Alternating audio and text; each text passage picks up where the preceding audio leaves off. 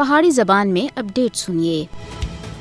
انسانی حقوق تے ممتاز کشمیری کارکن خرم پرویز دی نظر بندی کو 1 سال مکمل ہو گیا ہے۔ اس موقع دے اتے ایمنسٹی انٹرنیشنل، JKCCS سمیت انسانی حقوق دی 4 تنظیماں سن جبری نظر بندیاں دے بارے وچ اقوام متحدہ دے ورکنگ گروپ کو شکایت جمع کرائی ہے کہ وہ کشمیری انسانی حقوق کارکن خرم پرویز دی نظر بندی دے خلاف حکم جاری کران۔ انسانی حقوق دی عالمی تنظیماں سن خرم پرویز دی فوری اور غیر مشروط رہائی دا مطالبہ کیتا ہے۔ انسانی حقوق دے واسطے کام کرنے والی ان تنظیماں دا آخنا ہے کہ خرم پرویز دی غیر قانونی نظر بندی مقبوضہ کشمیر وچ حقوق تے محافظاں دے خلاف بھارت دی طرف تے انسانی حقوق دی خلاف ورزیاں دی بڑی لمبی فہرست دا حصہ ہے۔ انسانی حقوق دی تنظیماں سن خدشہ ظاہر کیتا ہے کہ خرم پرویز کو انسانی حقوق دی جائز اور پرامن سرگرمیاں دے اتے انتقامی کارروائی وچ عمر قید اور سزائے موت سنائی جا سکتی ہے۔